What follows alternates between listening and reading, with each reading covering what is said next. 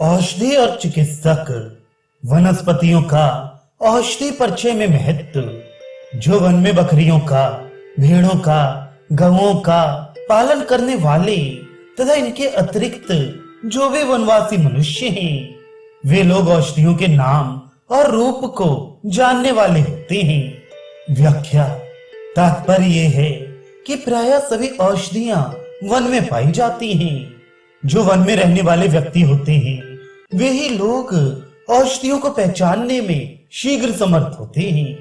इसलिए उन लोगों से संपर्क स्थापित कर औषधियों का नाम और स्वरूप जानना चाहिए। औषधि नाम ज्ञान ही संपूर्ण नहीं।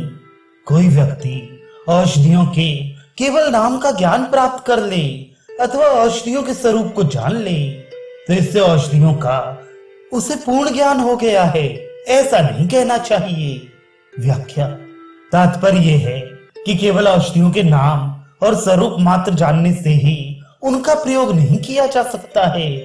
पूर्ण ज्ञान के लिए उनके गुण कर्म इत्यादि से भी परिचय आवश्यक है। तत्वविद कौन? जो औषधियों के स्वरूप को न जानते हुए भी केवल उसके प्रयोग को जानता हो, वे तत्व को जानने वाला कहा जाता है। फिर उस व्यक्ति के बारे में क्या कहना जो औषधियों को सब प्रकार से जानता हो। विमर्श औषधियों को सर्वथा जानने का अभिप्राय यह हो सकता है कि जो वैद्य द्रव्यों के रस, गुण, वीर्य, विपाक, प्रभाव इत्यादि तथा रोगी की प्रकृति, वय, सात्म्य आदि दशविध परीक्ष भाव का ध्यान रखकर औषधियों का प्रयोग करता हो। श्रेष्ठ चिकित्सक का लक्षण जो वैद्य प्रत्येक पुरुष की परीक्षा करके देश काल के अनुसार इन औषधियों का प्रयोग करना जानता हो, उसे उत्तम वैद्य जानना चाहिए। अविज्ञात तथा विज्ञात औषधि के प्रयोग का परिणाम ना जानी हुई अविज्ञात औषधि उसी प्रकार प्राणघातिका होती है जिस प्रकार विष, शस्त्र, अग्नि या इंद्र का वज्र प्राण को हर लेते हैं।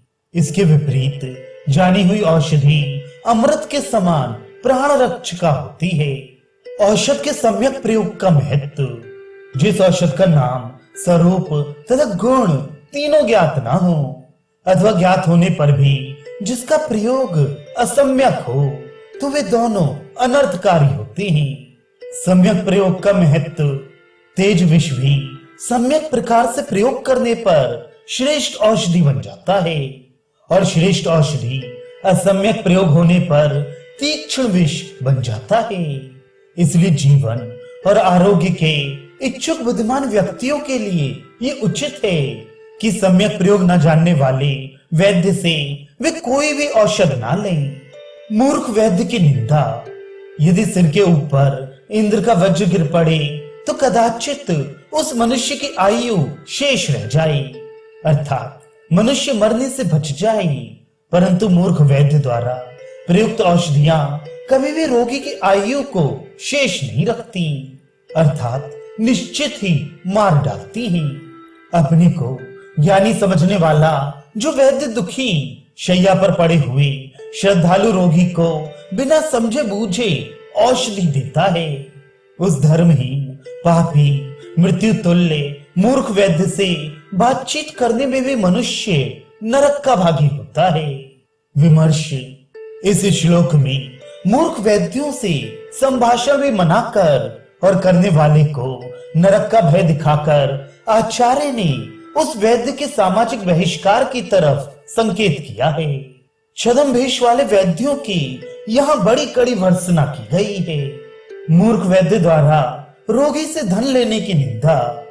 सर्प का विष खाकर अपना प्राण गंवाना या उबाले हुए ताम्र का जल पीकर अपने शरीर को नष्ट कर देना या अग्नि में तपाए हुए लोहे के गोले को खा लेना अच्छा है, पर वैद्य का वेश बनाकर रोग से पीड़ित शरण में आए हुए रोगियों से अन्न, पान और धन लेना अच्छा नहीं है। विमर्श तात्पर्य यह है कि उन मूर्ख वैद्यों के लिए ये उचित ही है कि वे ऊपर बताए गए तीनों कारणों से मर जाएं, पर शरण में आए हुए रोगियों को बिना समझे बूझे औषधियां देकर उनसे धन लेना उचित नहीं है। वास्तव में तो मूर्ख वैद्य को नैतिक दृष्टि से चिकित्सा करनी ही नहीं चाहिए और उसके बदले अन्न, धन इत्यादि लेना तो और भी निंदनीय है। चिकित्सक सदा प्रयत्नशील रहे। इसलिए वैद्य बनने की इच्छा रखने वाले बुद्धिमान पुरुष को चाहिए कि वे अपने गुणों की संपत्ति प्राप्त करने में अधिक प्रयत्नशील रहे, जिससे वह मनुष्यों को प्राण देने वाला वैद्य बन सके।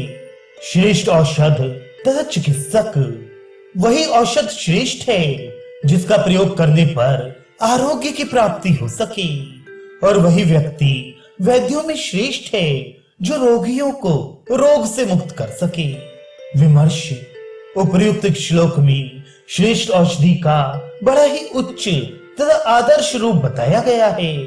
उसी औषधि को श्रेष्ठ माना गया है जो रोगी को स्वस्थ बनाए, अर्थात एक रोग को शांत करके दूसरे रोग की उत्पत्ति ना होने दे, उसमें विषाक्तता बिल्कुल ना हो। चिकित्सा शास्त्रियों को इसी प्रकार के औषधियों की खोज करने का लक्ष्य रखना चाहिए। चिकित्सा साफल्य ही कसौटी है। सभी कर्मों में सिद्धि अर्थात सफलता का प्राप्त होना ही ये सूचित करता है कि इस क्रिया का उचित रूप से प्रयोग किया गया है। ये वैद्य संपूर्ण वैद्योचित गुणों से युक्त है। ये बात क्रिया की सिद्धि ही सूचित कर देती है। विमर्श औषधि का उचित रूप में प्रयोग होने से सिद्धि अवश्य होती है, और कार्यों की सिद्धि से वैद्य की उत्तमता तथा औषधि का सुप्रयोग ज्ञात होता है। अध्यायगत विषयों की सूची। पहला, आयुर्वेद शास्त्र का आगम, प्राप्ति अर्थात ब्रह्मा से लेकर भरद्वाज तक आयुर्वेद का आगमन किस प्रकार हुआ। दूसरा, आयुर्वेद के अवतरण का कारण। तीसरा, भरद्वाज ने किस प्रकार प्राप्त किए हुए आयुर्वेद ज्ञान का मृत्युलोक में प्रचार किया। चौथा, अग्निवेश आदि महर्षियों ने आयुर्वेद सूत्रों का प्रणयन किया और संहिताएं बनाई। उन संहिताओं को ऋषियों को सुनाया और उन्होंने उन संहिताओं का अनुमोदन किया। पांचवा, आयुर्वेद के लक्षणों का प्रतिपादन। छठा, संपूर्ण कारण और कार्य का वर्णन। सातवां, आयुर्वेद शास्त्र का प्रयोजन।